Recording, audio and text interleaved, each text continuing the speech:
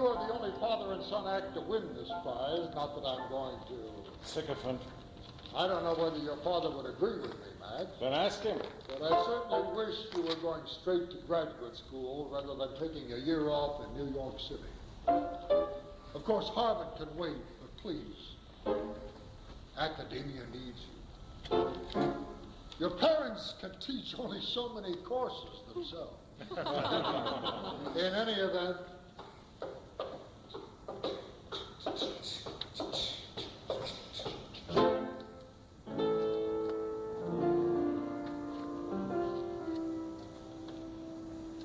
give me a fucking break. More days and I'm out of so here. is with pleasure that I present Maxwell Thomas Riddle with the 1989 Williams and Medal Quick. for excellence in American literature. Where's this check?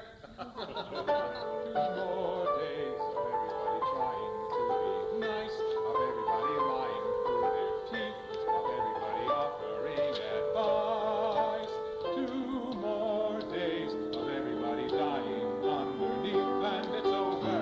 2 more days of wandering around here in limbo, bumping into him and that bimbo, learning how to smile instead of run. 2 more days with just father and son, bachelors in more ways than one.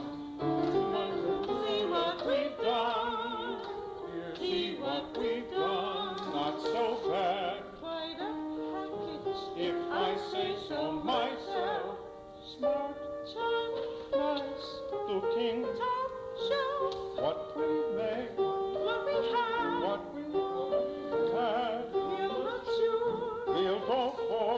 we'll survive. He's been educated 16 years of learning how to ask the right questions, coming up with all the right answers, hoping to leave everyone impressed. 2 more days, 16 years of trying to be better than the rest, of knowing where I've been, where I'll be, marking time, just excelling, watching my reactions and my spelling, not conforming, not rebelling. what is this, New York?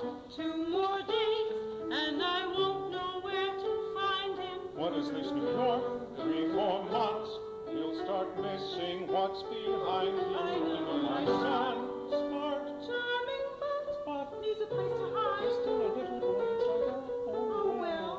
2 more days, less 47 minutes, and I'm out of here.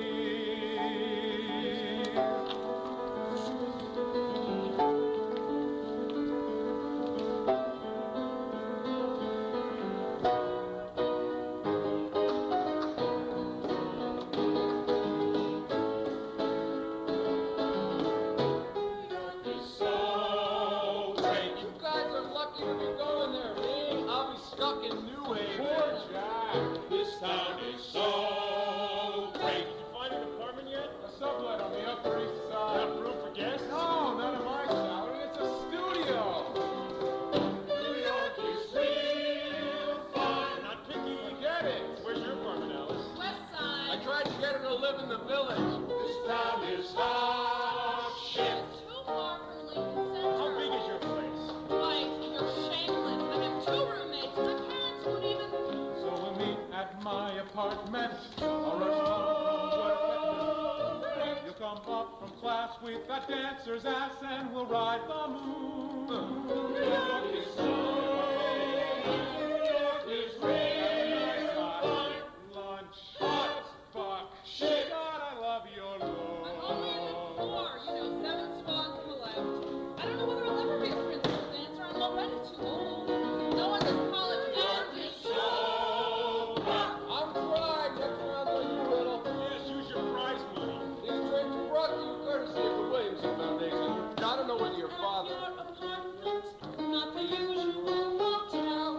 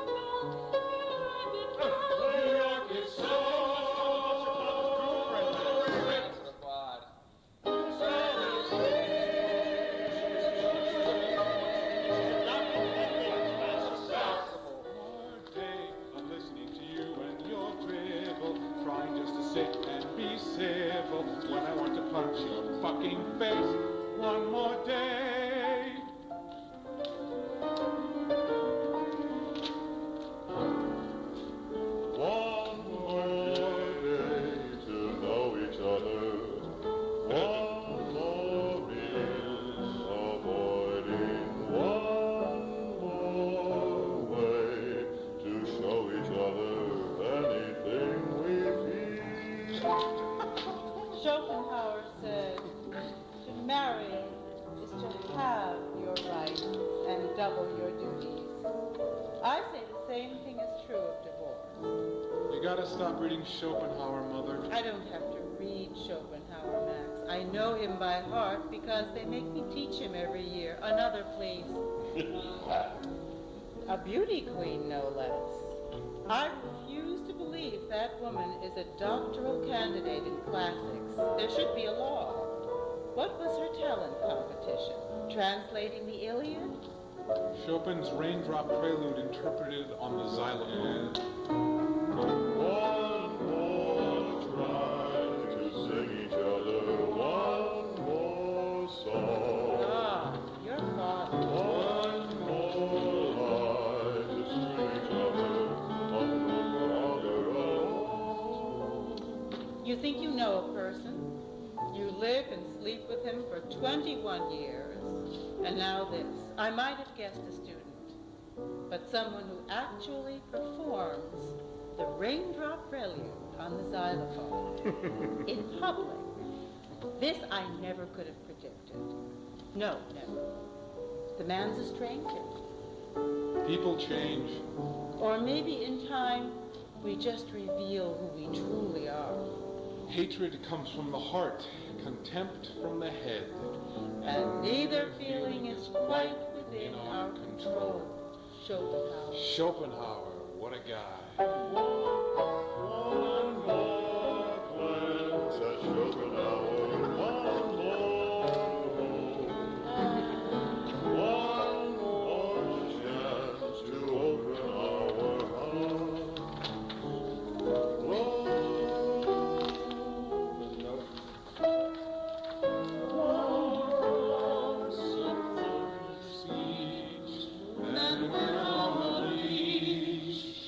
Success.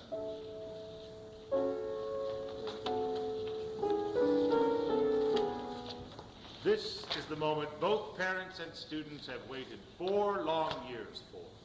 So, without further ado, first, the recipients of the Bachelor of Arts summa cum laude. Please come forward. Andrew Robert Bergman. Cynthia Mary Elsipan. Don't cry. Dwight Marshall Grant. Oh, God, please, I don't want to cry. Alyssa Ann Monroe. Shit. Maxwell Thomas Riddle.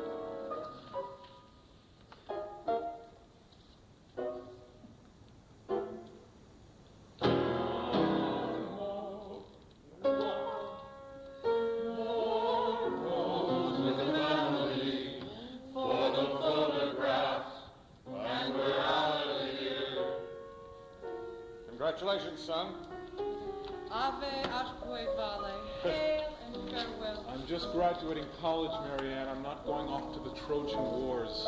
This must be the 4th time I've heard Carl Sagan deliver a commencement address. It's a living. We're very proud of you, Max. We are. Let me take a picture. Say, listen, I'm going to be down in New York next month. What do you say we have dinner? We'll celebrate, paint the town and all that. Right. Do you have something on your mind, Max? No, I don't have anything on my mind. My mind is deliciously empty at the moment. Fine. It hardly seems possible that he's finished with his undergraduate, does it, Bruce? Age is catching up to all of us. You two are so civilized, it's barbaric. I think you can recycle these nowadays. Okay, everybody, get a little closer. On the count of 3, say... Dysfunctional family. The stage picture breaks up and we make a seamless transition to the crowded streets of New York City. A choreographed sequence as Max moves tentatively into the hustle and bustle and through a hellish city streets number. First, he bumps into a big burly man. Papers go flying into the air, which Max bends down to pick up. Well, fuck you. New York is so great. Max gets panhandled for money by a man jingling a paper cup full of coins.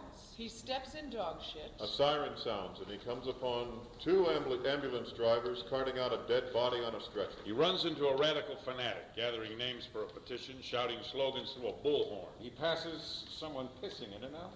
A bicycle bell. He almost gets hit by a messenger cyclist. Car honks, garbage truck rumbles, police sirens, fire engine whistles. He gets threatened by Crazy Al, a recurring nightmare of a street person. A teenager carrying an ear-splitting boombox dances by, bristling with hostility. Temple bells as a Hare Krishna shoves a leaflet into his hand. He hurries by a vicious fight where someone is getting the shit beat out of him. He gets panhandled again for money, this time by a man with a snarling pit bull terrier. New York is so great. Eventually, Max breathlessly enters the publishing office and takes a moment to study himself in the mirror before venturing in. I know, Bob, but you can't dump that kind of load on us with such short notice and expect us to get it back to you by Friday. You want it done well, or do you want it Friday? You decide. The cheery smile, the steely voice. No problem. And give my love to Joyce. Bye. Gore here. Hi, Betty, you're back. How was Paris? All right, how was London then? Was it fabulous? Did you see Change of Rusty? tone from dry to warm, for the storm. Well, we have to talk. Style. Sorry, darling, there's my other. Form. No problem. Ciao. Yes. Oh, hello, Alex. Wait. I do the hair. No, the point I was trying to make was that. On the desk with a chair, I've got it. Holding the phone in the crook of your neck. Who told you that? No problem laying your cards out, but not the whole deck. Let me be frank with you. Check. Raising No. your voice just enough. No. Showing you're easy but tough. Alex, I promise you. Filling the pause while you're grabbing at straws. Alex, I promise you there's no problem. I'll look it over again. I'm sure we can work this out. Thanks for your comments. To be continued. You must be Max Riddle. Welcome. I'm Elaine Gore. We've been waiting for you. Nice to meet you. It's a crazy day for us. Mondays tend to be... Damn. Marcia, hi. Can you hold on for a second? Look, why don't you mosey down the line and introduce yourself to the others? They're expecting you. Oh, and darling, yours is the last cubicle on this side. Sorry. Listen, I read the manuscript. Here a little twiddle, there a little twaddle, knowing when to wheedle and whom to coddle. Here and there a doodle, now and then a memo. No problemo.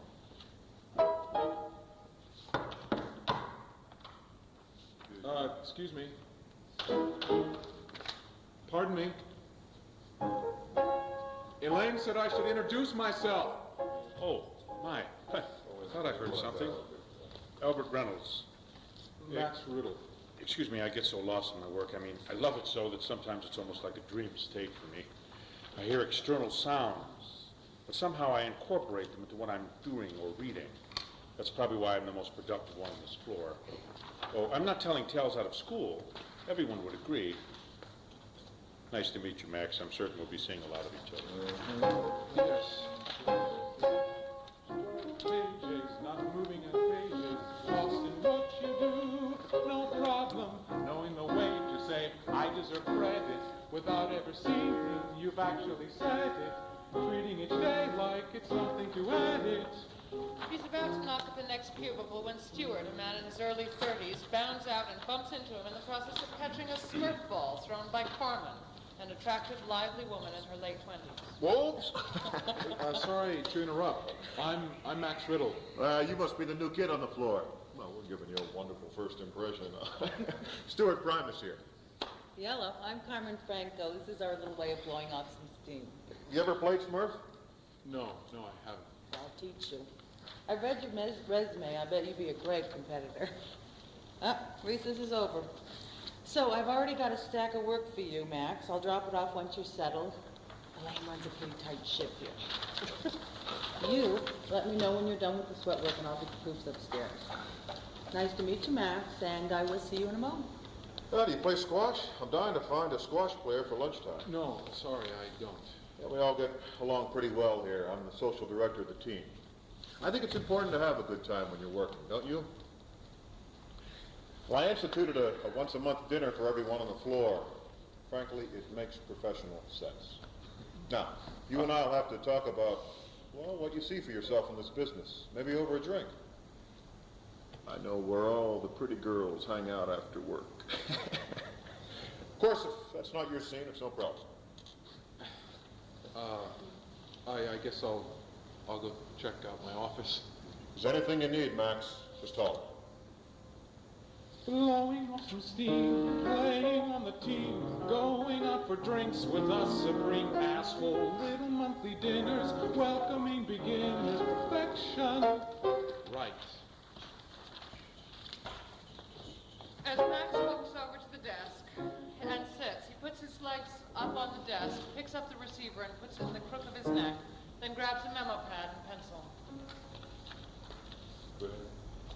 So I'll talk on the phone and I'll swivel my chair while I make a notation. Darling, not to worry, and I'll step like a stone, then I'll stare in the air and I'll work like a drone with immaculate care and intense concentration.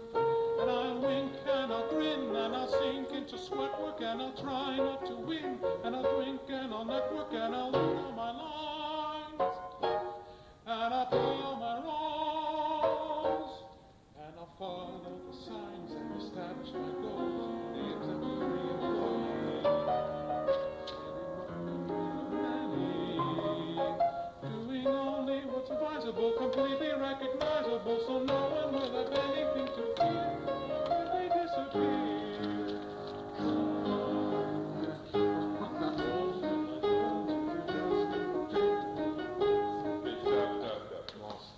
Just read it. Go back, doing only what? Or maybe control sing it, or you? Yeah, I don't know. It'll probably go there. You don't have any idea? I got some right here.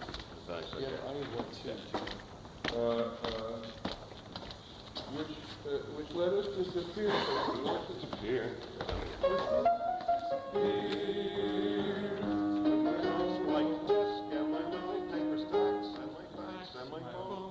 I'm talking my own four walls that's been left out here. Whoops. My own four walls. White pen. Okay, good. It's, should be a problem. Okay, sorry. Wrong. Disappear in my own four walls, in my nice white desk, and my little paper sacks, and my fax, and my phone, and my tags, and my plans, and my books, and my suit, and my work makes a life no problem. New York is so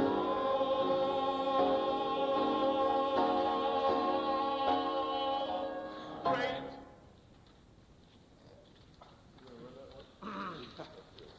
Go from,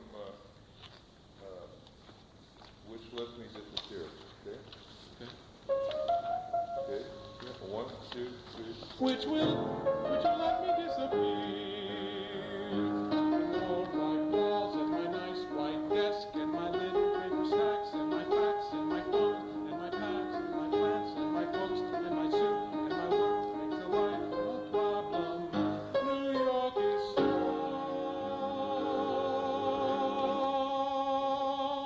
One more time. That part's a little bit. One more time. From the same place. 1, 2, 1. which will let me disappear. More white walls and my nice white desk and my little paper stacks and my fax and my phone and my pads and my plant and my books and my suit and my work makes my life no problem. New York is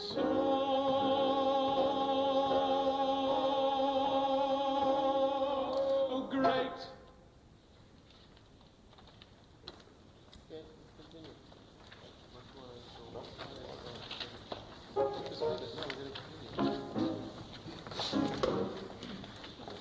The stage picture breaks up and we segue to Max's bedroom. Max runs towards it, madly ripping his clothes off. From the other side of the stage, Alice runs in doing the same. They meet, stripping the last articles of clothing off each other before jumping into the bed. They furiously make love. Alice is particularly free, using her balletic skills to assume a number of provocative positions. Max doing his best to accommodate her. Eventually, their lovemaking builds to a spectacular crescendo. After a long beat, they slowly disentangle themselves from each other and begin to dress, becoming increasingly more inhibited with each article of clothing they put on. Those ballet exercises really pay off. Thanks. Unfortunately, this is about the only place I get to use them. Things are going well? I'm beginning to think that I'll be in the Corps forever. Isn't there somewhere else you could dance? I mean, New York is the most competitive place to get roles. But I love New York. Besides, where am I going to go? Cleveland? Isn't it better to dance the best role in Cleveland than be another swan in New York? Not for me. Maybe it's time to do something else. Quit dancing? After all the work you've put in? You've invested? You don't understand, Max. No one dances forever. I'm just going to retire a lot earlier than most, that's all. Try sticking it out a little longer. Let's see. I gotta run. Oh, I forgot to tell you. Jack asked me to marry him. No kidding. Actually, that's the other compelling reason not to go to Cleveland. Congratulations. Thanks. Yeah, sure. See you next week? Yeah. Oh. Goodbye, Max. Bye, Alice. Music. Street scene. Max dashes up from the bed, and makes his way through the crowded and hostile New York streets. We see Elaine, Maria, and Albert also making their way through this crowd. One by one, they arrive at a table in an upscale restaurant and sit. When they're all settled, lights bump up. A waiter brings them drinks. Wonder what's keeping Stuart. He'll be here. He'd never miss a free company meal. Stuart probably ran into someone. He knows half the city. Has anyone seen the new Scorsese movie? Scorsese film? I tried. Still that crowded, huh? Oh, no, I got in. I just made the mistake of going to the Times Square Theater. Some of our fellow audience members had an argument in the middle of the movie, and there was a stabbing. Nice. The cops came, followed by the ambulance people, major commotion. Of course, they just kept showing the movie like nothing was amiss. Didn't anybody say anything? Oh, sure. Everybody was yelling, "Down in front!" So how was the movie? Well, from what I could tell, it was pretty good. I guess we'll have to see it this weekend. You're not going to the country? Didn't you hear? Our car was stolen. I know, but I thought you bought another one. We did. It was stolen on Monday. You mean the replacement car was stolen too? That's what I mean.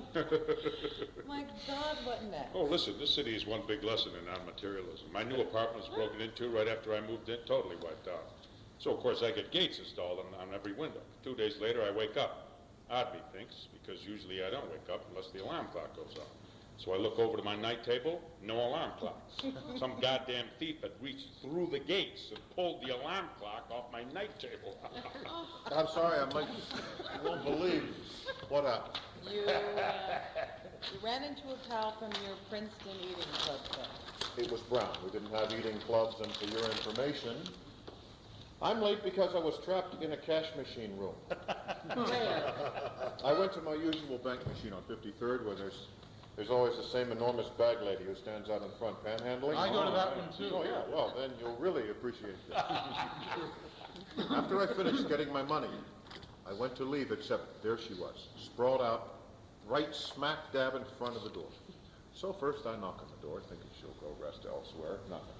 Then I slowly try to nudge the door open, saying in my most polite voice, "Excuse me," but she doesn't budge. Right? So, well, yes, you laugh, or you don't. Right. I mean, what do?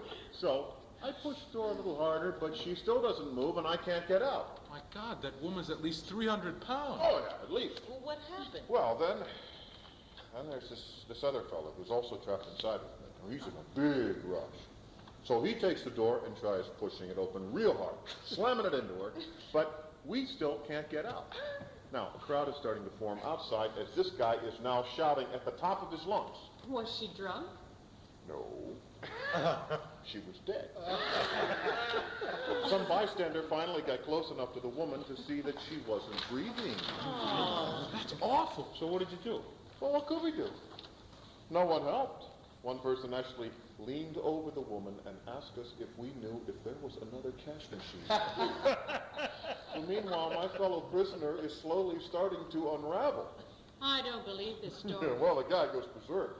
He starts ramming the door against the woman with all his weight until finally he pushes her a few inches so there's a little room between her and the entry. Finally, he slithers out of the doorway, steps on the woman, and rushes away. Oh, nice guy. Of course, 2 seconds later, the paramedics came, and I got out. I'll have a scotch and water on the rocks. In fact, make it a double.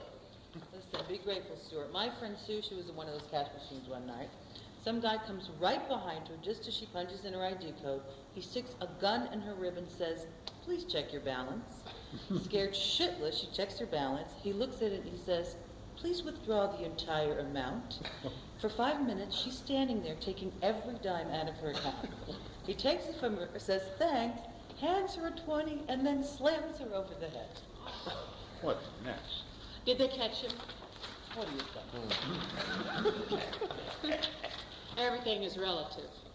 You know, we must never forget poor Jimmy Simpkin. Oh. Okay, I'll bite. Who is he? Jimmy Simpkin used to work in accounting up on 5, obsessive type. Was working late one night. Burglarized. Knife point. A 3-time sex offender. Bastard couldn't just rob poor Jimmy. He had to have his way with him. Why do they let these people back on the street? You shouldn't resist, Max. Don't ever resist. Poor Jimmy Simpkin. Yeah, he was such a homophobe to boot. I remember reading about that guy. He lived, right? Yeah. Moved to Montana. Nothing compares to what happened in here last week. What?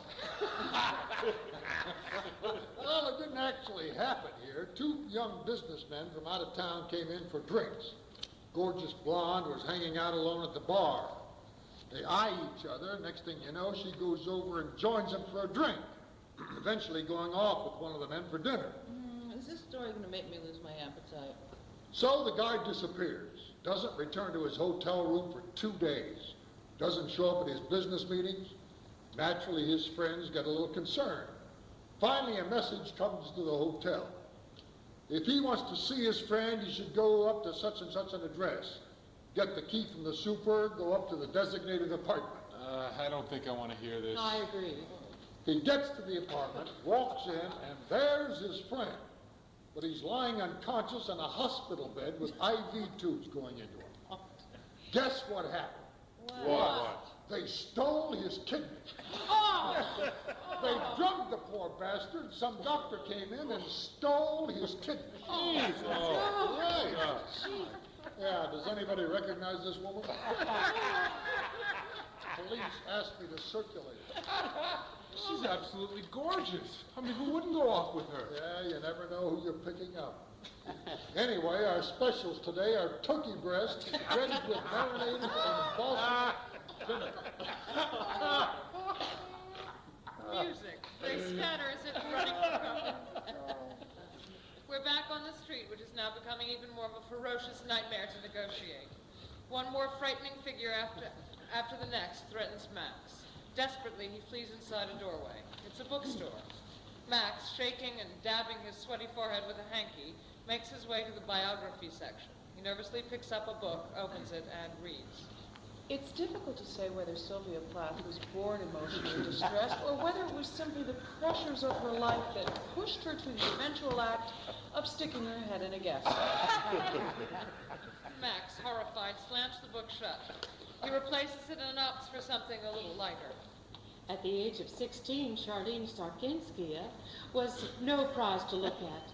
Today, after 2 nose jobs, major orthodontic surgery, breast enlargements, chin and cheek implants, Colleen shots to the lips, surgery to both 2 ribs in order to accentuate her waist, and at least 5 tattoos. Cher, as she is known, has finally come to like the way she looks.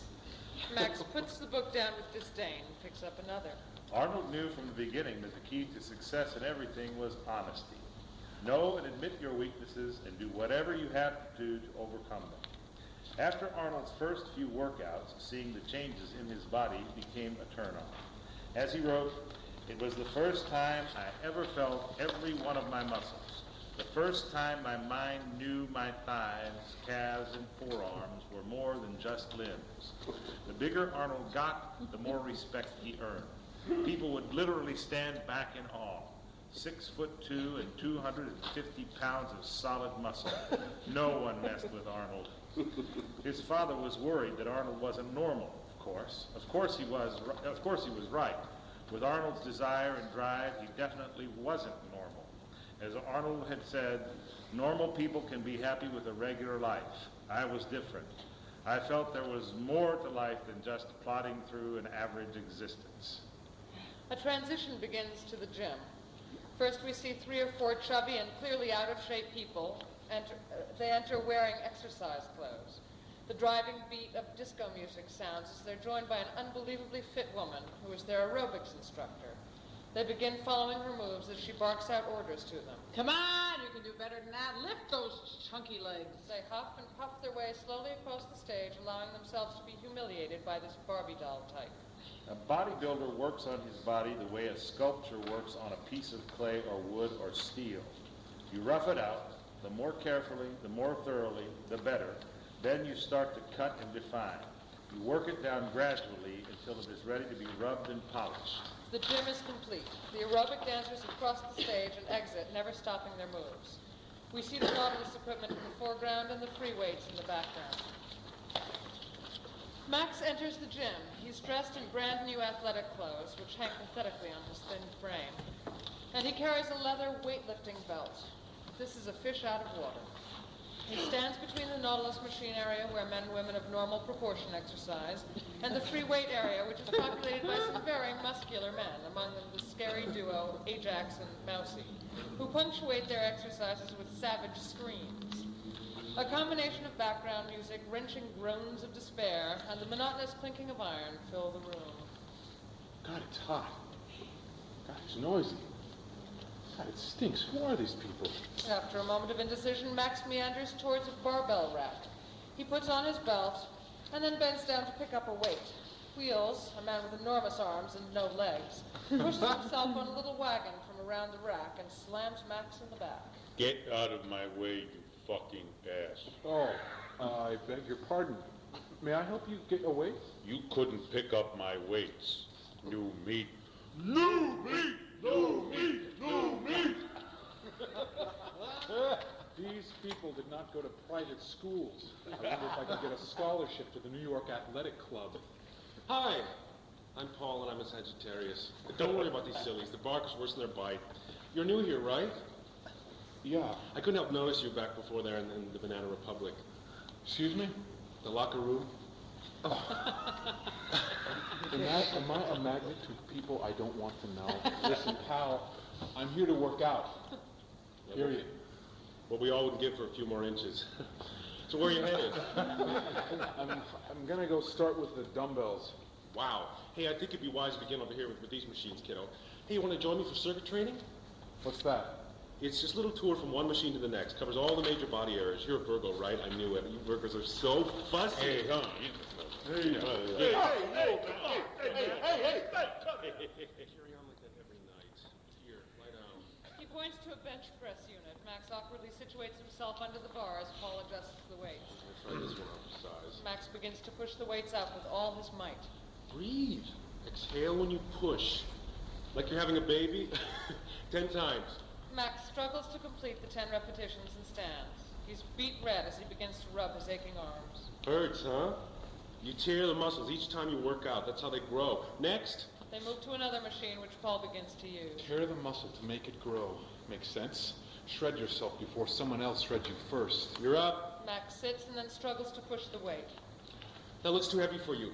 Here, you're not up to me yet. Leave it. Hey, take it easy. Rome wasn't built in a day. You don't want to hurt yourself.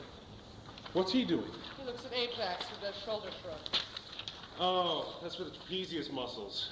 Why anybody want grapefruits on either side of their neck? Because they're totally intimidating. I can't wait to get them. They move to a slant board for one last exercise. Max has taken on the look of a total obsessive. He quickly pumps out his 10 reps. Boy, you learn fast. You must have done very well in school. Thank you for your help, Paul. I think I've got the hang of it now. Let's go do leg work. No, thanks. I'm gonna do another repetition here. Suit yourself. Paul walks away. Max attacks the weights with fervor. Whose body is this? I want a new body. God, this hurts. Where is that body? Make me better. Make me bigger. Less frail. Make the pain disappear. More masculine. Less of a coward. Kill the hurt. Give me respect. Let people know I'm here. Make me more numb. Exhausted, he drops the weights. Transition music as he slowly rises and exits with the rest of the gym crowd while the set begins to rotate. The aerobic dancers enter and exercise dance their way across the stage. They're moving a little faster, a little more intensely, and looking thinner. Their teacher barks out the constant instructions. Better, people. Keep the knees high and keep breathing. When the gym set stops, the free weight area is now in the foreground. The gym crowd begin to return one by one wearing different outfits. Max enters. He's bigger and more muscular, and though his clothes are the same, they're worn and sweaty and fitting tight enough to show off some definition. He moves to a leg machine and begins methodically pumping out repetitions as the aerobic group exits. Max is approached by Ajax. I vomit the most. That's what makes my legs the best. My name's Ajax. Max. Hey, you don't look like a Max, and you can't build a house on a weak foundation. We've been watching you. You've been working hard on the machines. Why are you wasting your time? You want your chest bigger than Dolly Parton or not? Huh? Uh-huh. Follow me. Mouse, meet Max. Oh! 350 pounds, man. Big as a house. Nice to meet you, Mousy. Holds out his hand, which Mousy knocks away. You don't come to the weight room to make friends. You come to make gains. Lie down. Lift it. Max struggles to lift the weight as he's exhorted by Ajax and Mousy. He manages just one rep. You gotta do better than that if you don't want to look like those sorry-ass wimps over there. What day is it, Mousy? Monday. No! It's chest and back day. What's it for you? Legs. But seeing as Wheels is here, we'll all do chest. Where are you? Fourth set, second round. He picks up a dumbbell and erupts into a burst of violent reps, repeating, Fuck Arnold! Fuck Arnold! Fuck Arnold! You're set. Max tries to do the same, but the result is pathetic. What are you doing? You gotta conquer these weights, man. He's white. You ain't with the sheep no more, so stop bleeping. Come with me. They walk Max over to the mirror and push him directly in front of it. Now, who do you see there? What you see is a piece of shit. Yeah. Maybe you're a bigger piece of shit than a couple of months ago, but you're still a piece of shit. And he's an ecto-man. What? Ectomorph. Lanky and bony. I'm lucky. Born a mesomorph, stocky and muscular. I'm endomorph. Chubby. Ectomorph is the worst, though. Hard to get big. Arnold was an ectomorph, right? Arnold was German. I don't know about you. Roids, maybe. Hemorrhoids? Steroids. You, man, where you been in your life? Oh, well, that doesn't seem very natural. And what's natural? You probably think it's natural to sit on your ass for hours reading, right? It's okay to develop your mind, right? Well, I say, what the hell is wrong with developing your body? I say, who would you rather look like? Carl Sagan or Arnold?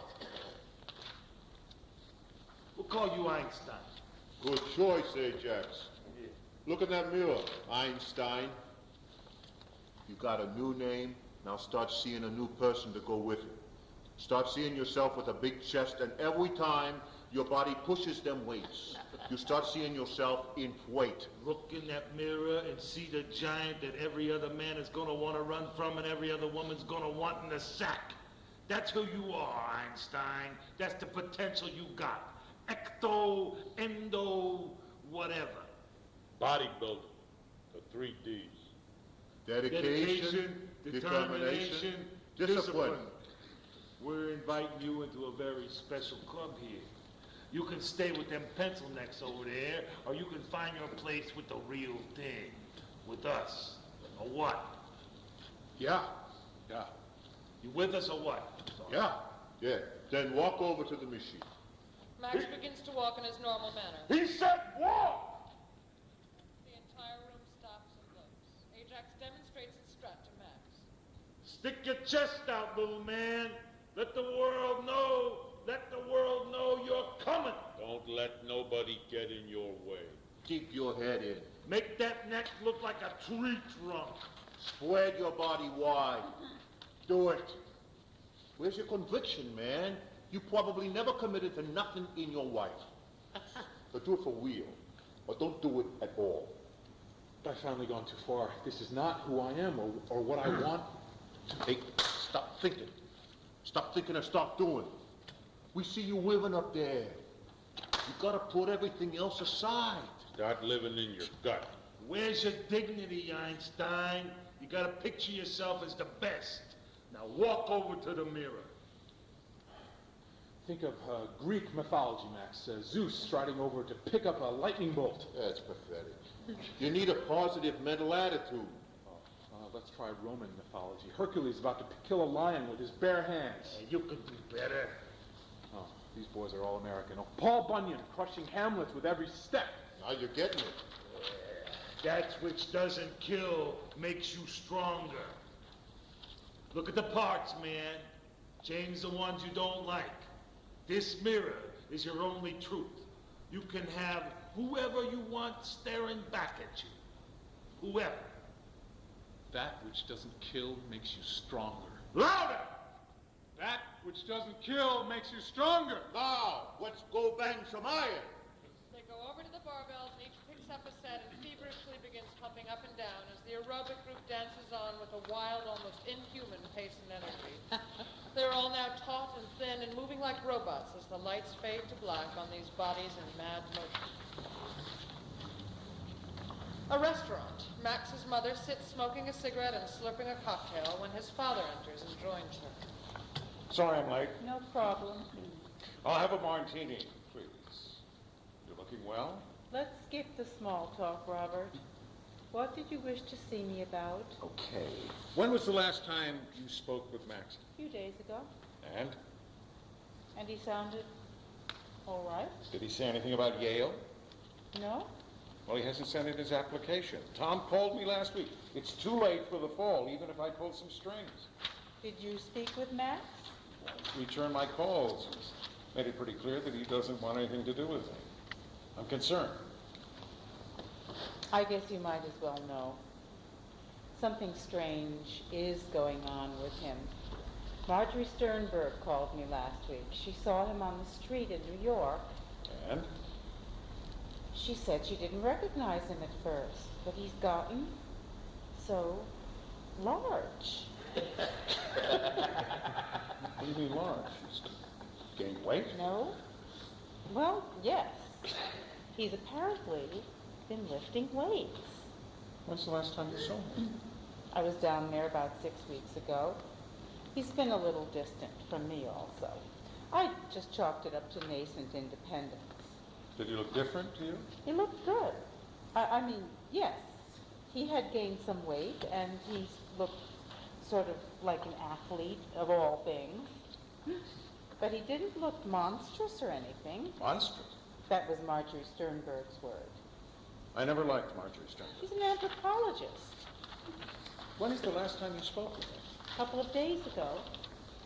He did indicate that he's gotten rather heavily into this weightlifting business. How so?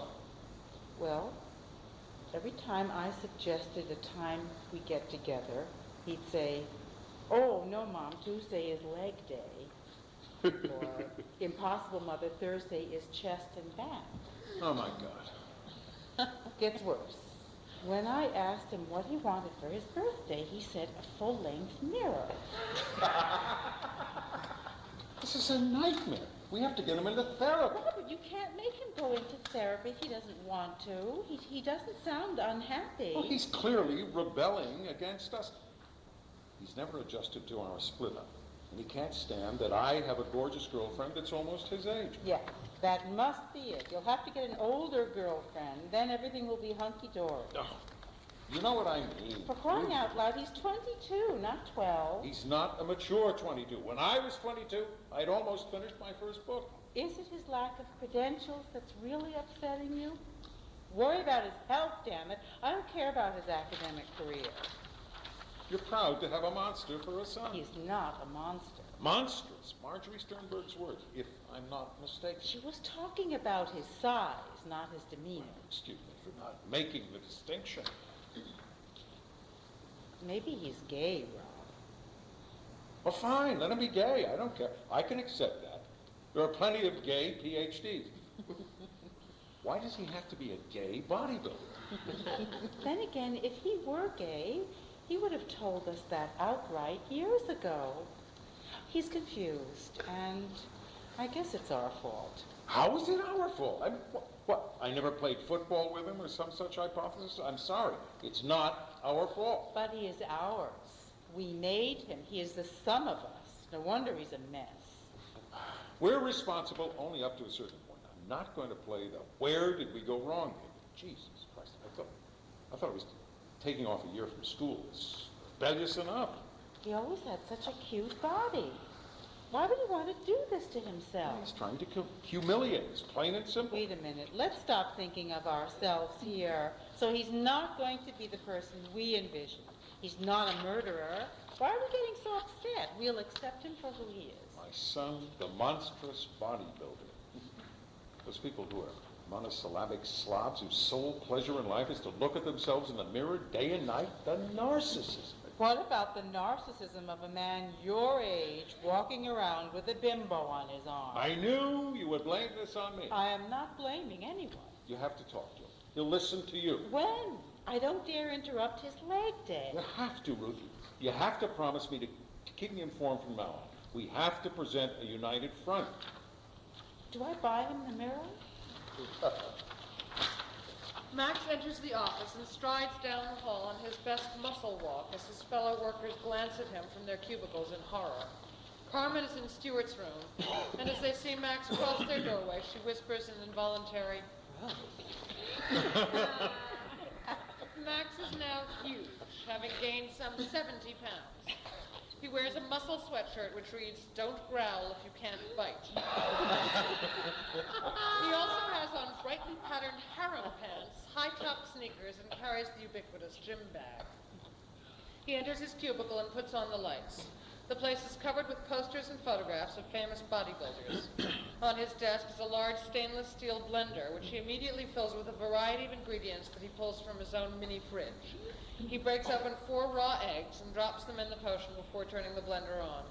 His fellow workers blanch at the loud grinding noise. As his drink blends, Max opens an endless number of vitamin and supplement bottles, eating a huge fistful of pills. Next, he shuts off the blender and begins to slurp down its contents when Carmen tentatively knocks on his door and enters. Speak! Max, I have the latest manuscript. Sorry, but there are quite a few this week. Tough times don't last. Tough people do. Careful lectin egg and non-fat milkshake. No. It's got big protein powder in it. No, I'm sure it's delicious. No. Speak! If they find that intimidating, I don't want to talk to them anyway. Well, Elaine asked that you get the... Arnold writes books too. Not without a ghostwriter, he doesn't. Max, how much weight have you gained? 85 pounds. Not bad, huh? Of course, it's taken a lot of dedication. It's taken a lot of dedication. I understand you've lost your job. No, actually, I quit. That's not what I heard. You would have been fired if you hadn't marched out of the office in what was described as a storm of egomania and self-importance. Arnold says you can't afford to have your feelings hurt while you're in serious training. You are quoting a bodybuilder actor? I wouldn't expect you to understand. I want to understand, Max. Look how you live. What's going on? How are you supporting yourself? Grandfather's trust. That money was for your graduate studies. I look upon this as my graduate studies. Bodybuilding? You're going to become a professional narcissist? It's more than simply cosmetic, Mother. It's a way of life. Sit down, Max, please. Max goes to sit down and bumps into a box. What's wrong with you? All this athletics and you are bumping into everything? It's a combination of things, Mother. Well, first, I'm in the process of becoming oriented to my new bulk. Secondly, I am experiencing severe cramping from a particularly intensive leg workout today. Max, listen to yourself. This is insane what you're doing to your body. I'm going to live without apology, without complaint, without compliance. Let me guess who you're quoting. I know it's not Schopenhauer. Feel this, Mother. I don't want to feel that, Max. Max, you have gone too far. It's one thing to put on a little weight, fill out. But can't you see how extreme you have taken this thing? I can't stand to look at you. What's extreme, Mother? Can't you see your own prejudice? You've spent your life championing liberal causes, going out of your way to embrace people of every race, every nationality, every economic strata. You wouldn't think twice about associating with a handicapped person or a fat person or an ugly person. What does it upset you so much about my appearance? Max, you weren't born this way. Exactly. Why can't you appreciate what I made of my body? Because you look grotesque. That's your opinion. I could sit here and criticize your shape, Mother, when is the last time you exercised? You're looking a little overweight. Max, I know you're angry about the divorce. Angry with your father and me. I understand that. But don't take it out on yourself. That's a convenient way for you to think, Mother. It has nothing to do with you or Father. I never felt better about myself. This is better. No job, spending all your time in a gymnasium lifting weights. Maybe you should start seeing someone. If you can't talk to me, talk to someone. Your friends from college have all been calling me. Why are you forsaking them too? Arnold says if you stick around cripples, mental or physical, long enough, pretty soon you'll learn to limp. You're talking like a fortune cookie. You are a highly educated young man. Do something with your knowledge. I can speak with Professor Wiggins over at CC. I'm moving to California with a friend from the gym. When? Next week. My son, the California poseur. I want to understand, Max. What is it that you like about all this? It's an ambition to create something out of yourself that isn't there to start. Aesthetically, I'm a sculptor playing with this form. Okay. So do this and get a job. Do this and get your graduate degree. I experience the world differently now. I live for this new feeling. I love the immediate results of lifting weights. The exhaustion, the pain, the sweat. It's real, and the results are real for you and everyone else to see. How can I go back to school, write a paper, get an A written on the top? What does that mean, really? Everything I've done up to now has been abstract. I've been dependent on some figure of authority, a teacher, a boss, a parent, giving me a gold star for a performance well done. I've been living in an ant farm populated by people who are buried by their own conditioning and fears. I don't want to live that way anymore. This is something I can give myself. Every day I face myself in the mirror. I look at myself very carefully, and I like what I see. I'm discovering a new world, Mother, a new me. And I want to see how far I can take it. How much further can you go? That's part of the great adventure. I think if I stop now, I'd shrivel up and die. What about what's happening inside of all that muscle? This isn't Max talking to me now. I don't believe what I'm hearing here. No pain, no gain. I suppose this friend you're traveling with does nothing but this nonsense all day, too. Mousie's also a painter. Not everyone has a trust fund. Well, at least Mousy has something more to his life. What does he paint? Figures, no doubt. Banks, mostly. I'm trying to understand, Max. I will do what I can to be supportive. Thanks, Mother. Would you begin by doing me a favor and store some of these boxes? Okay. Remember when I gave you this? We were... Please, give this box of clothes to the Salvation Army. Why? I outgrew them long ago. Mother nods her head and tosses the sweater back into the box. Segue.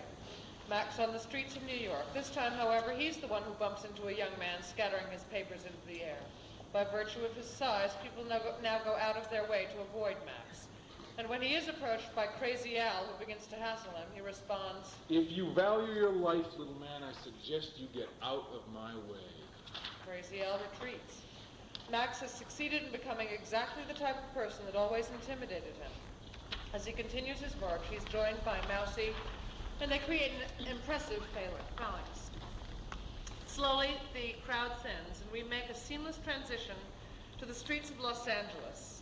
The few passers-by are distinctively dressed in California attire and are characteristically laid back. They make their way to a neon-framed doorway, above which hangs a huge deco sign that reads Shangri-La. They pause for a moment, and then enter. Okay, so let's stop for a moment. We're just going to switch. We pause for a moment.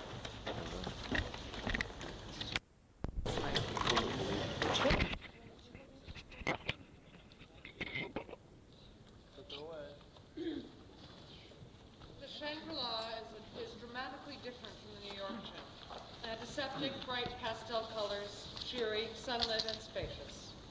Max and Mousy approach the reception desk. They carry their travel bags, looking out of place in these surroundings. A young woman, Tara, with teased blonde hair and skin-tight workout clothes, pops up from behind the counter. She's been manufactured from head to toe. It's a great day in Shangri-La. Howdy. How can I do ya? We're here to join. Wow, like where are you from? New York? We came straight from the plane. Nice to meet you. My name is Tara. Just Tara, like Cher and Sting.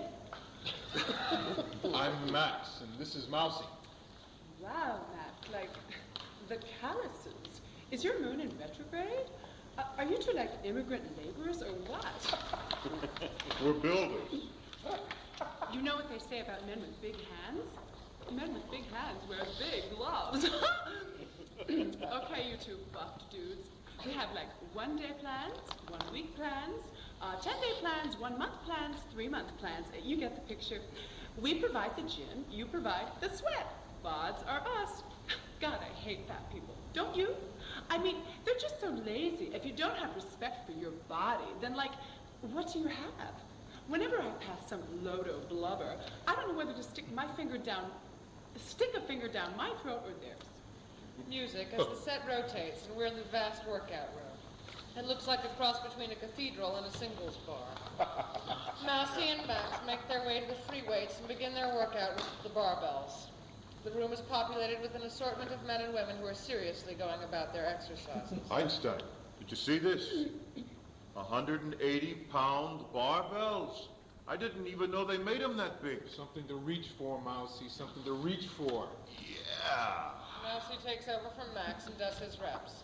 G-Spot, Gina, a hirsute female builder, strides over. Unlike the other women working out, she wears combat boots and is decidedly more masculine attire. Excuse me, boys, you done with these? Yeah.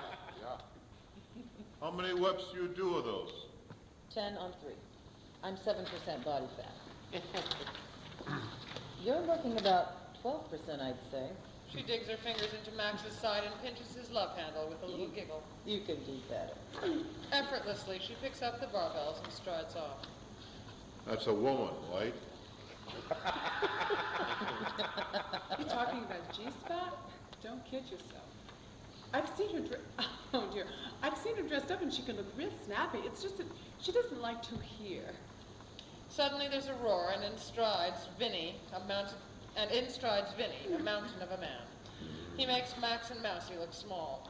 Walking like Godzilla, he wears a do-rag on his head and a bizarre sweat-stained uniform that looks like it's never been washed. People quickly run from his path, except Tara, who's in awe. We have come to train today. 240 pounds, yes. This is serious business. You're so totally fine, Vinny. Anytime, anytime. 1, 2, 3, 4. Every night I pray for war. 5, 6, 7, 8. Rape, kill, mutilate. He throws the barbells to the floor when he's done and strides to the water fountain. Don't break your pencil case, Geek. I spit on you, you little shit. Isn't it just amazing? I don't think we're in Kansas anymore, Mousy. He's big. He's very big. 'Cause of Woids. Didn't you see what he was wearing? What? Huggies. Huh? Diapers. When you whiff like he whiffs, you need 'em. As Vinny finishes his drink, he passes Tara and flexes his biceps. She squeezes it and squeals with delight. Ow! Vinny moves on to another piece of equipment. He reaches into his pocket and pulls out an ammonia capsule, which he breaks open and snorts. Then, with much fanfare and noise, he begins his next set of reps. Well, when in Rome, do as the Romans. Max picks up the weights and wails like a banshee as he lifts them. All eyes in the gym go to him. Mousy is now downright docile in this new environment. What are you doing, man? Everybody's looking, including you know who. Muscle integrity, Mouse. He begins pushing the weight and singing at the top of his lungs. I saw a bird on the windowsill, singing fine and sitting still. I coaxed him in with a piece of bread, then I crushed his little head. Better watch your step, Einstein. Ain't you never heard of Woid Wage? He could mash us both. If you hear me growling, don't rattle my cage. What? What, you got a self-destructive poisonality or something? Oh, shit. Yo, I heard you singing. You have difficulty with that? Yeah. You making fun of me? Oh, I've got more serious business to attend to than making fun of you. Where are you from? England? You talk funny. No, you ain't from here. New York. New York? Yeah, we're both from New York. All right. Why didn't you say so? You gotta be a real man if you come from New York. He gives them both bear hugs. Last, I'll have me some new workout friends. Real men. A good-looking guy with an athletic physique walks by. Why would anyone in their right mind pay money to go to Chippendales and see a wimp like that? Blackout. Lights come back up on Tara, who sings a song about beauty. In the darkness, we hear... It's just your luck that my roommate got 6 months to a year. Not such bad luck for him. Not such good luck for him. The lights go on and we're in Vinny's house. Max and Mousy look around the place in amazement. The floor is totally littered with bodybuilding magazines, stray lifting belts, and any number of other items that belong elsewhere. They wade through the major mess, looking about. So what do you think? Better than sleeping at the Y. Very nice. I call it home. One of you can have the other bedroom. This couch folds out into a bed. Though the shag carpet and the pillow does just as well, in my opinion. What'd your roommate do to end in jail? Little altercation. Not so little for the other guy. Oh. Try to count to 10, I says. But he's got a real short fuse. See all the holes in the walls? So as you can throw your stuff anywhere. Personally, I feel a need for some reserve. Vinny opens a closet filled with shelves stocked with pharmaceutical items. He selects a needle and some glass vials and begins to draw the liquid into the syringe. Max is trying to hide his amazement, and Mousy looks extremely uncomfortable. Don't tell me this is news to you guys. I used to do pills, but I ain't never been able to handle needles. Big man like yourself should be ashamed. I thought you said you plateaued. What else you gonna do, New York? This is your only hope. He pulls down his shorts. Max can't hide his amazement. Scar tissue from the injections. Sometimes you get little knots in your ass. Play the game, pay the price. He violently shoves the needle into his rear. It's obviously painful, but Vinny is stoical as he injects the solution. Mousy turns his head away. Max looks faint, but tries not to show it. No problem. Can't see the scars when I'm wearing my posing trunks. Every few months I go to a surgeon, he removes a knot or two. He pulls out the needle and pulls his pants back up. Thought you said you wanted to compete. You ain't gonna get nowheres without some help.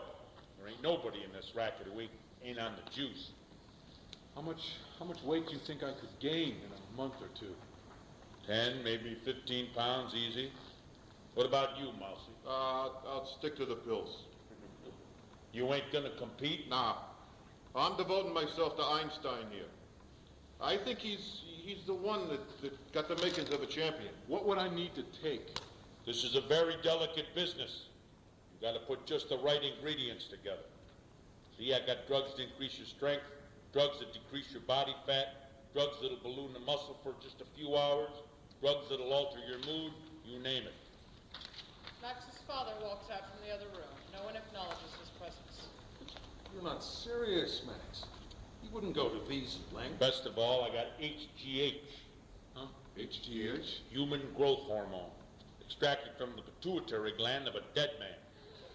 All the greats use this, the 48-day countdown. Oh, that stuff's supposed to do some really weird turns on your body. That stuff can kill you. True, my dear friend. When administered by an amateur, you might find yourself with a bigger jaw and a forehead. Not to mention the simian gap between your front teeth. Don't worry. I'll get you bigger without side effects. Yeah, what about the tits? Max's mother enters. No one acknowledges her. I told you they had tits, Max. It's disgusting. What do you mean? Tumors under the nipples. Yeah, I seen it a what? Tell me this is not happening. He's just listening. He's just weighing the facts. We didn't raise an idiot. Yeah, but a lot of these guys don't know whether there's a drug called Nolvadex to counteract the condition. Alice enters. I know dancers who've used steroids. Gets you through an injury. It can also get you bald, a lowered sperm count, body hair, rectal bleeding, thyroid and liver malfunctions, gallstones, cancer, hepatitis, raised levels of aggression, acne. This stuff gives you acne, doesn't it? You know, sport, I think muscles are worth a few zits. Don't you? You got to do what you got to do to go all the way. Some people got it, some people don't. But everybody can use a little help. He goes into the closet and begins preparing the drugs. Max, this is positively Faustian. I thought I knew you, Max. That which doesn't kill you makes you stronger. We all have to be our own alchemist. Selling your soul to the devil is a relative enterprise. Just look around. Do you want to look like a freak? Why aspire to be like every other mortal? If you're going to compete, Max, you don't want to finish second. Who you are is what you do, and what you do is what you look like. Max's mother, father, and Alice drift together. He's talking like he's already on drugs. Does he hate himself that much? Does he hate his parents that much? Here we go. Are you sure that's not too big of a dose? Not to worry. It's a little of this, a little of that. You're a big man, kid, and big men take big cycles. Isn't that right, Vinny? That's how they get real big. We did raise an idiot. Vinny plunges the needle into Max, who lets out a bloody scream. His mother, father, and Alice flinch. Grow. Grow. Grow. A restaurant, where Alice and Jack sit impatiently waiting. Finally, Max enters. They're shocked by his appearance, but do their best to hide their surprise. My God, please don't crush my hand. You look like the next Arnold Schwarzenegger. Thanks. Sit down, sit down.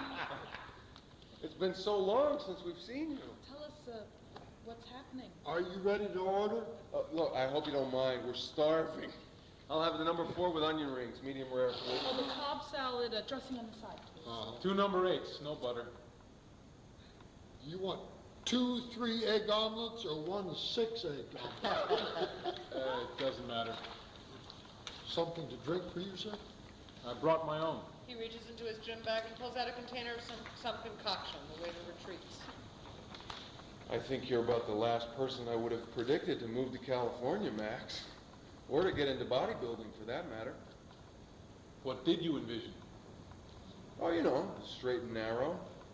The thing about you, Max. She's so huge, it's grotesque. And kind of sexy. She's starting to look a little soft.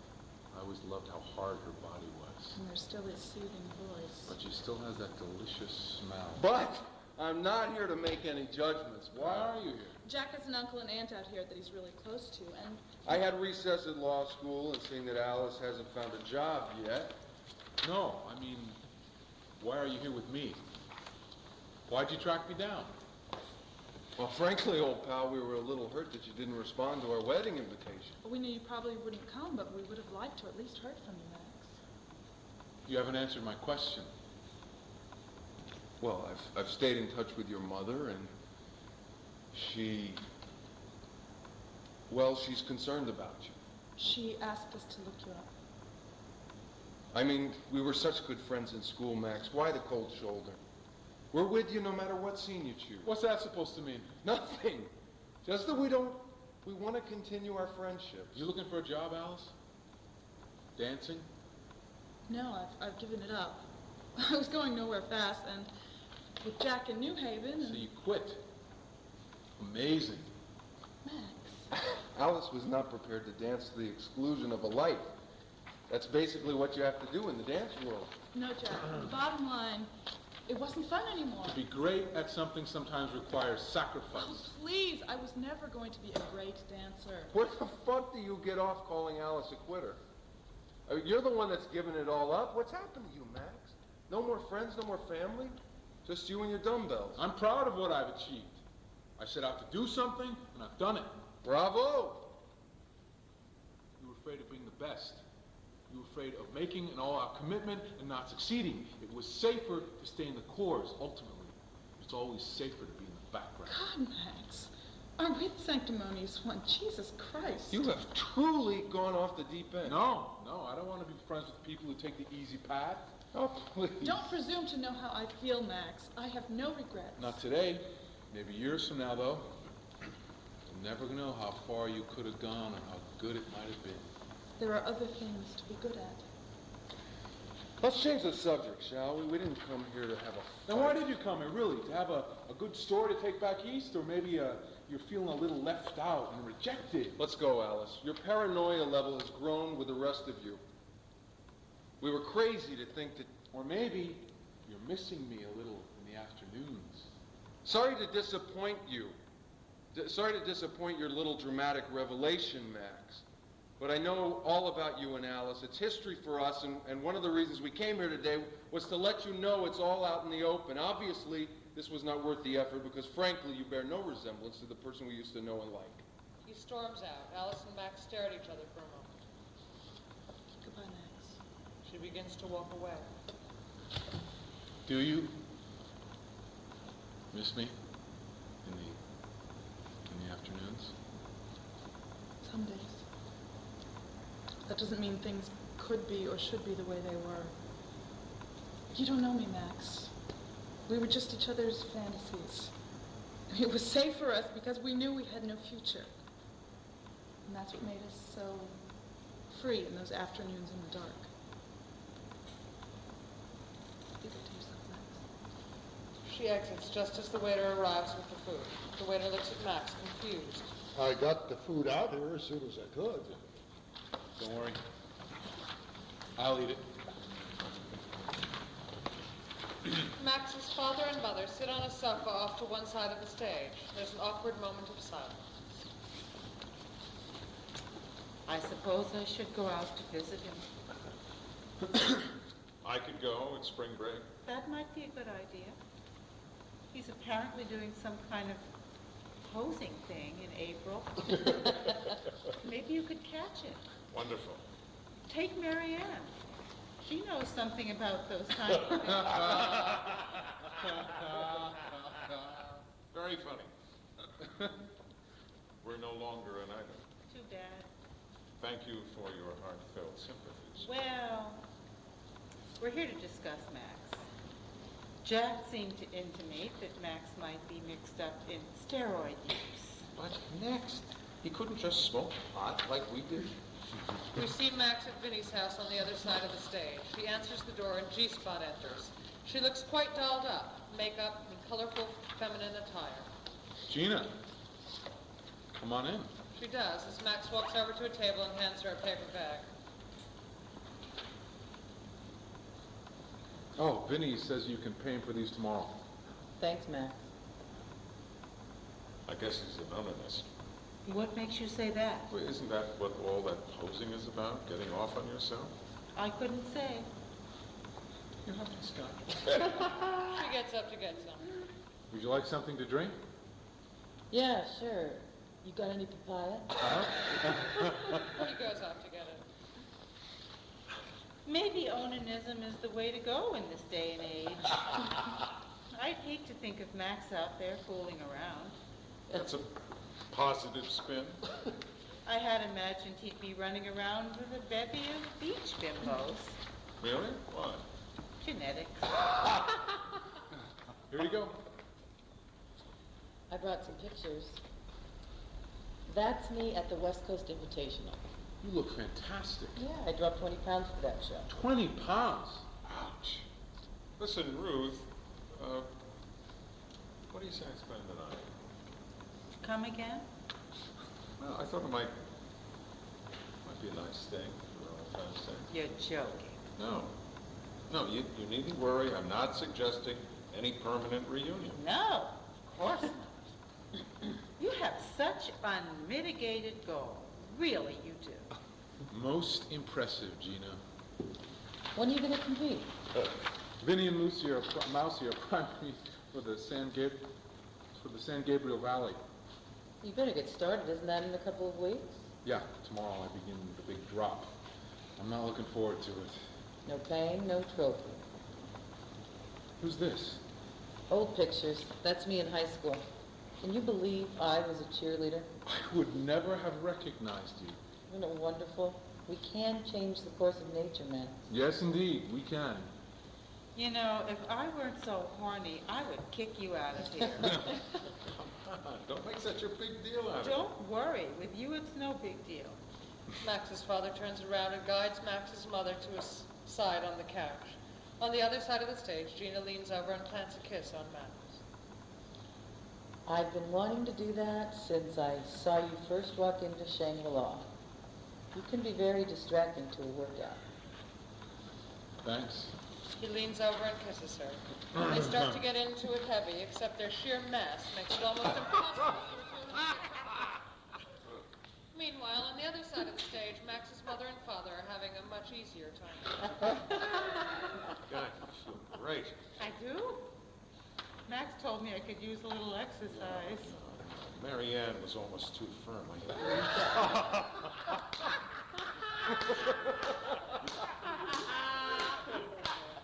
I really appreciate your softness and imperfection. Oh, you know, don't talk. Just kiss.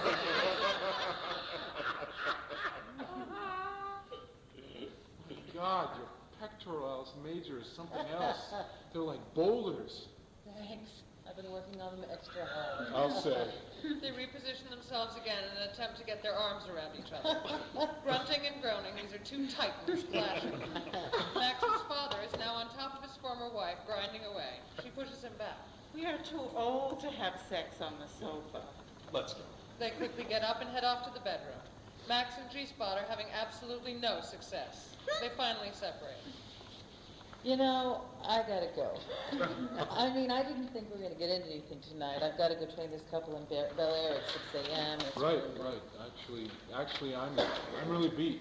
It was an abs day. I know what you mean. So, thank Vinny and tell him we'll settle up tomorrow. Yeah, sure, yeah. Good night, Gina. Thanks, Max. Night.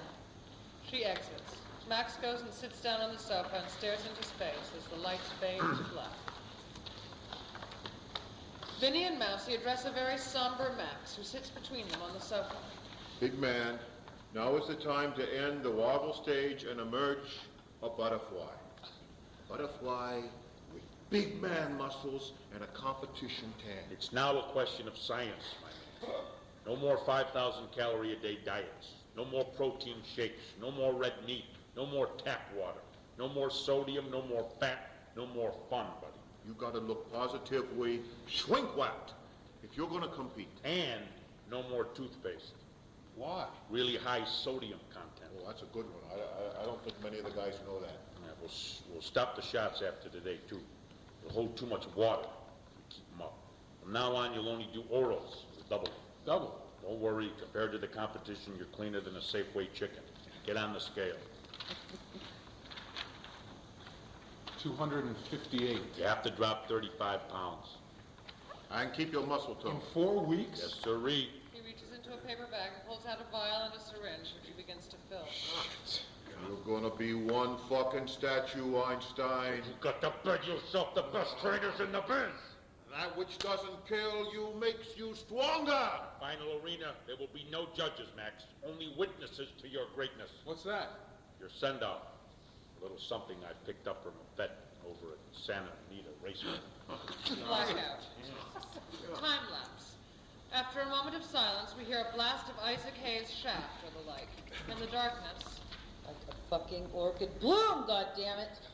lights out to reveal Max in the midst of his posing practice with G-Spot, Mousy, and Vinny observing. Max goes through a series of poses as these three throw out their comments and criticisms. He ends the posing in something less than a convincing flourish. You gotta do better than that, Max. I know. I'm beat. I got no energy. This diet is wearing me out, wiping me out. This is the test of a champion, my son. How much have you dropped? 11 pounds. And I feel like shit. Big man, this is about looking good, not feeling good. You can't get discouraged. You got 2.5 weeks to go. Tell him, Gina. You're gonna make it, Max. But you gotta work on your presentation or all this will be for naught. Every moment you're on stage is important. You don't get a second chance to make a first impression. You gotta visualize your moves, feel the music, you gotta be an artist. Now watch, carefully.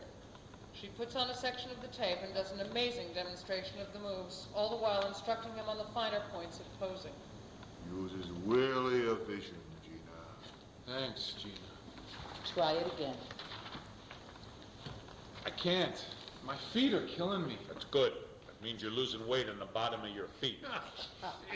You've been in the sun like I told you? Every day, plus a half an hour on the tanning machine. Pathetic. Ain't clearly got no Italian blood in you. White as a sheet. Okay. Lay off the guy. You'll get him depressed. I bought the Dioderm. Everybody uses it. You'll just have to use a little more. Stand up, Max. He does. Gina passes out some paintbrushes to Vinny and Mousy and takes one for herself. Didn't want you Together they begin to dip their brushes into the Dioderm and begin to paint Max's body. I really didn't want you to use this stuff so soon. Why? You can't shower, otherwise it comes off. Blackout. Time lapse. Lights fade up to reveal an empty room. Vinny and Mousy emerge from Max's bedroom, each supporting him as they walk into the living room.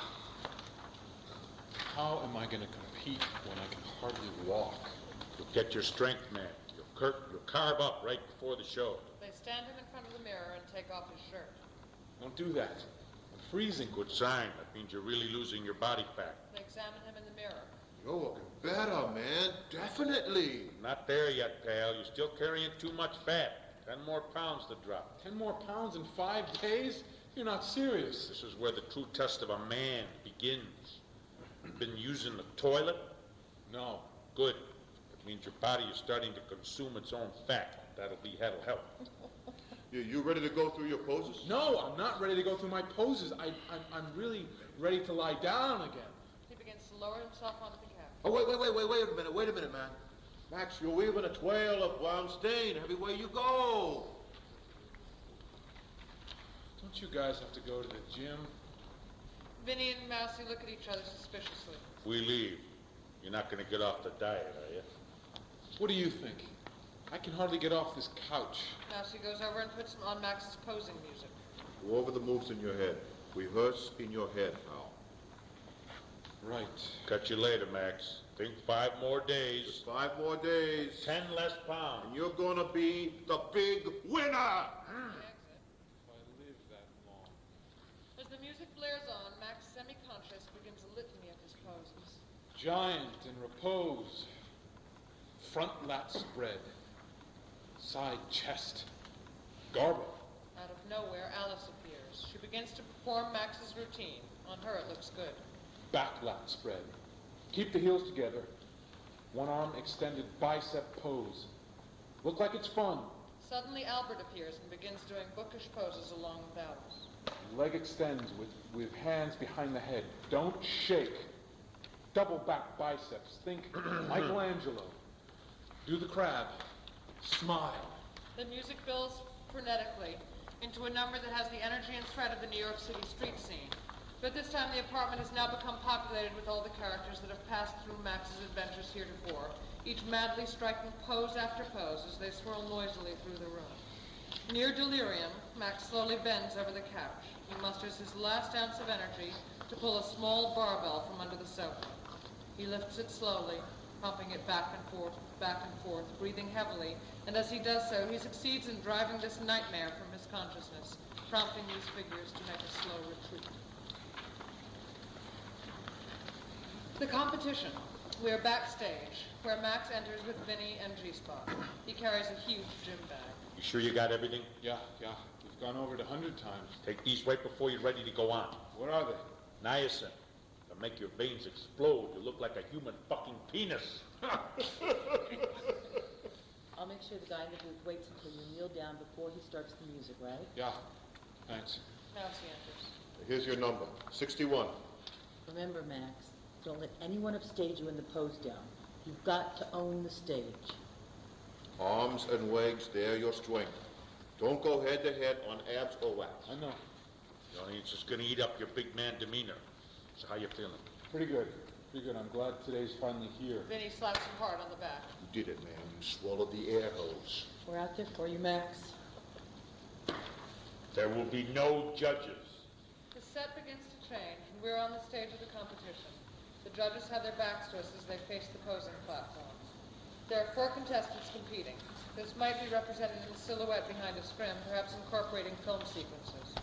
It should be abstracted in some fashion. Maybe for one section we hear the poses called out. Front lat spread, side triceps, front double biceps, etc. This should segue into an individual performance which ends with a flourish, and the competitor raising his arms in cliché victory fashion. As he leaves the stage, we hear number 61. Max is alone on the platform. We hear the strains of his music as he begins the routine. The set begins to rotate, and we see that the judges are Max's mother, his father, the professor, Alice, Jack, and Elaine. They speak as Max poses. His movements should reflect their remarks, with perhaps an audience track that responds to each move and or comment.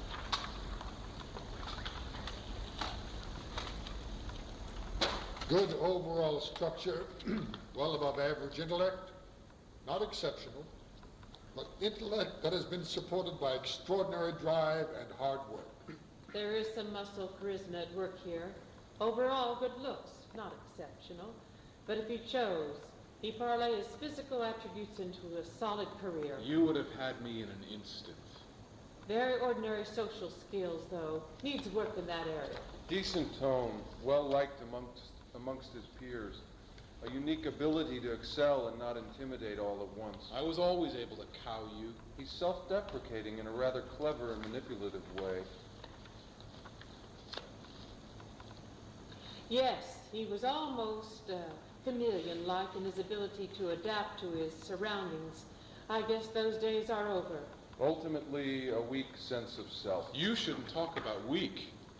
No, I see a strong character, a rock-hard sense of right and wrong. I'm looking at an atavistic nightmare. Why choose to be one of these people? I'm attracted to creatures that look like they're from another world. Not quite human, really.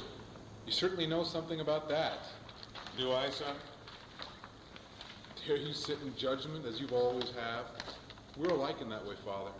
We don't see ourselves as suspect, as vulnerable, as frightened, as mean, as angry. Only others. And if we might feel an emotion welling up at a reunion, or a movie, or a wedding, or a funeral, or a graduation, we shove it right back inside, don't we? I see no symmetry.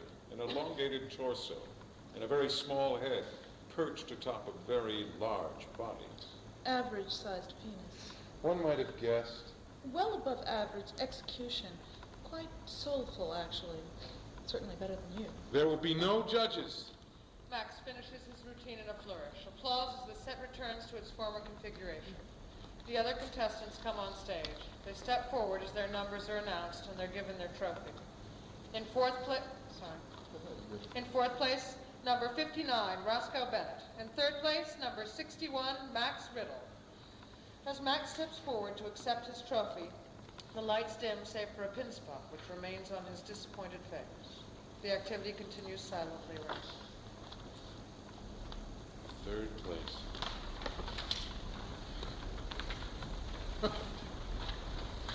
I came in third.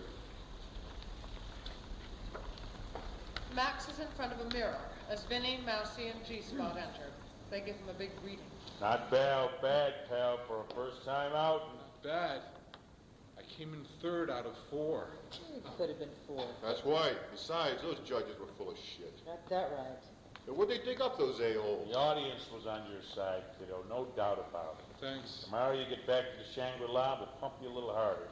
Because now you got 6 weeks before the Orange County Open. No way. No way. All I want to do is go out and stuff my face. Sure, tonight we stuff our faces, tomorrow back to the routine. I don't think so, guys. You're saying you're going to check out after one competition?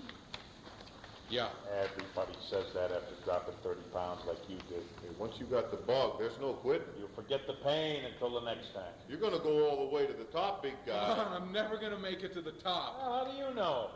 I think you got a real shot at Orange County. And if not there, there'll be another one. I don't think so, Vin. You think about it. You gotta be king. Even if it's just for a fucking day. You don't want to not be king just once. Yeah. We all gotta do what we gotta do. Okay, guys, let's leave Mr. Max to clean up, and then let's all go out and pig out. Yes. We're real proud of you, kid. You bet. Real proud. You guys are great. I mean that. Sorry I let you down. What are you talking about? You didn't let nobody I down. want to hear you talking about that. Just getting here is a victory, Max. Don't forget that. You got that right. I get dressed. We got some serious eating to do. Hurry up, I'm starved. Wait a He gives him a big hug, and they exit.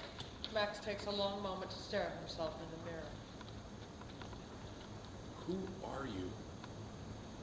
He turns away from him. Who is that staring back? He turns away from the mirror and begins to move off stage. Time to start looking inside, Max. Time to look inside. Lights fade to black. Thanks. You were great. Well,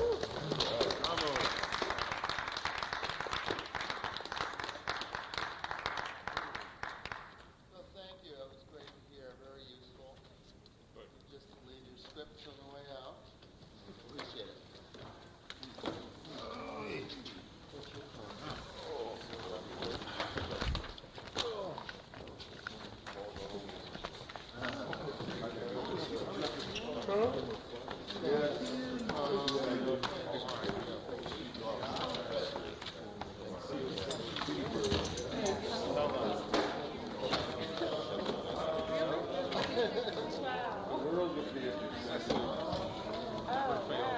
Do you want me to back stand for you? Nice to meet you. Nice to meet you. Here you go.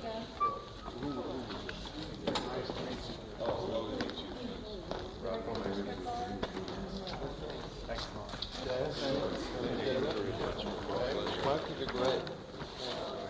Nice to meet you. Oh.